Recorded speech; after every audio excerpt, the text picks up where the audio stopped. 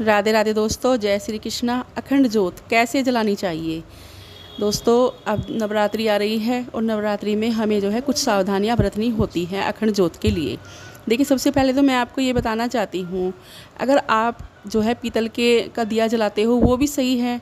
अगर आप जो है मिट्टी का दिया जलाओ तो वो सबसे बेस्ट है, क्योंकि मिट्टी का जो दिया होता है वो बहुत ही प्रभावशाली होता है, उसके असर ज़्यादा होते हैं पीतल के दिए से।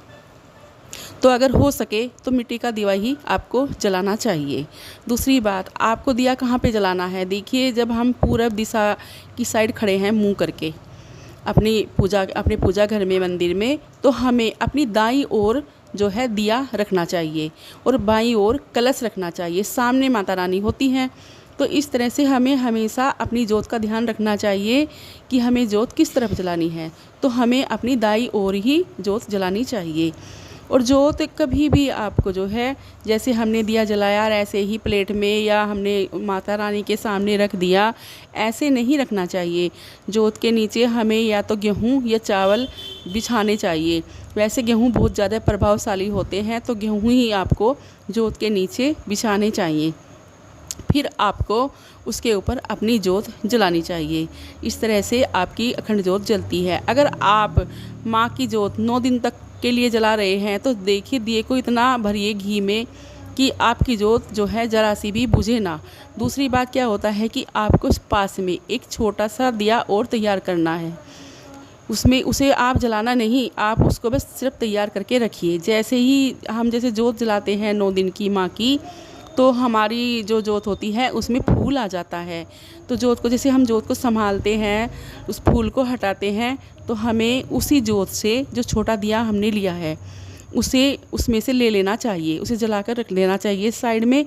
जैसे हमने अपनी अखंड जोत से जोत ले ली है, तो वो जोत अगर हमारी बड़े वाली हमें संभालते हुए मतलब खंडित हो गई, तो वो खंडित नहीं मानी जाएगी, क्योंकि हमने जोत से जोत ले ली है। वो हमारी जोत जो जल रही है।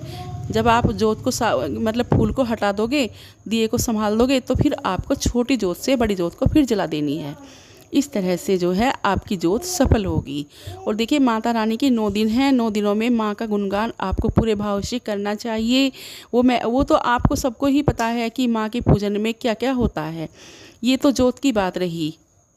और अब मैं बताती हूँ कि आपको बाती कौन सी लगानी है। देखिए, या तो आप कलावे की बाती भी बना सकते हो। जैसे कलावे की बाती को बनाते हैं, मतलब 3 तह बनाकर कलावे की चोटी की तरह गूंथते हैं, उसको गूंथ कर आपको कलावे की बाती बनानी है। कलावे भी 2 तरह के आते हैं, एक वाइट मतलब सूती कलावा आता है, एक रेशमी कलावा आता है। दोनों में से आप कोई से भी कलावे की बाती बना सकते हो, पर उसको जो है आपको गूंथ कर बनाना है, एक चोटी की तरह टाइट करके उसकी जोत बनानी है। क्योंकि हमें 9 दिन तक अगर जोत जलानी है, जो जोत हमें बहुत अच्छे से बनानी होगी। अगर आप रुई की बना रहे हो तो रुई की आप कम से कम 11 बत्तियों की जोत आप बनाइए। 11 पहले लंबी बत्ती बना लीजिए और उनको एक साथ गूंथ लीजिए। वो भी आपकी अखंड जोत बहुत ही बढ़िया चलेगी, उसमें भी आपको कोई परेशानी नहीं होगी। दूसरी बात यह है कि जब आप अपनी ये जोत जलाते हो, तो जोत 3 तरह की होती है। जोत एक तो सरसों के तेल की भी होती है, और तिल के तेल की भी होती है, और घी के तेल की भी घी की भी होती है, सॉरी। तो आप अगर तीनों जोत जला रहे हो तो आपको जो है, देखिए, अपनी राइट साइड तो आपको जलानी है अपने तिल की तेल की जोत, और जो है लेफ़्ट साइड जलानी है आपको इसकी सरसों के तेल की जोत। और बीचों बीच आप घी का दिया जला सकते हो, क्योंकि 3 जोत होती हैं। अगर आप चाहो, या फिर आप माता रानी के नाम की एक ही जोत घी के दिए की जलाइए। तो इस तरह से आप अपनी जोत जला सकते हो। देखिए, जोत की भी पूजा ज़रूर की जाती है। जोत की पूजा करने में आपको करना क्या होता है कि जैसे कुमकुम, रोली, हल्दी आपके पास ना हो, पीला चंदन तो आपके पास हल्दी होगी, तो इनसे आपको उन पर तिलक करना है और पूजा करनी है। फूल चढ़ाने हैं, फूल जैसा भी आपके पास हो, गेंदे का हो, पुष्प उसका कनेर का हो या गुलाब का हो, जो भी फूल आपके पास हो, उनसे पहले आपको जोत की ही पूजा करनी है। इससे माता रानी जो है बहुत जल्दी प्रसन्न होती हैं। तो आपको इस तरह से आपको जोत की भी पूजा करनी चाहिए। दूसरी बात यह है कि अगर आप जोत संभाल रहे हो और दिन में जैसे आपको जोत संभालनी है और आप बाथरूम गए हो, टॉयलेट गए हो, तो आपको नहाए बगैर जो है जोत नहीं संभालनी है। अगर आप टॉयलेट नहीं गए हो तो आप मुंह हाथ धोकर भी अपनी जोत संभाल सकते हो। इस चीज़ का ध्यान रखें, एक चिमटी या कोई सुई अपने पास रखें, क्योंकि उससे ही आपको अपनी जोत संभालनी होती है। ये मैंने आपको पहले बता दिया है कि आप अगर पास में छोटी जोत रखोगे, जैसे ही आप जोत संभालोगे तो उससे आपको छोटी जोत जलानी है।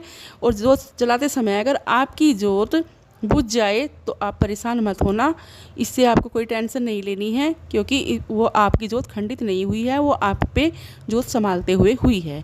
फिर आपको जो है माता रानी के नाम का जयकारा लगा लेना है, 11 बार 21 बार जितना भी आपको लगा सको। जयकारा लगाने के बाद फिर अपनी जोत जला देनी है, इससे आपको कोई फ़र्क नहीं पड़ेगा। बस मैंने आपको जो ये जोत के बारे में सावधानियां बताई हैं, ये आपको ज़रूर बरतनी है, क्योंकि नवरात्रे आ रहे हैं। पहले ही सबको इन चीज़ों का पता होना चाहिए, क्योंकि कुछ लोगों को जो है आधी बातों का पता नहीं है। तो दोस्तों, अब मैं आपसे विदा लेती हूँ और मिलती हूँ एक नई जानकारी के साथ। राधे राधे, जय श्री कृष्णा।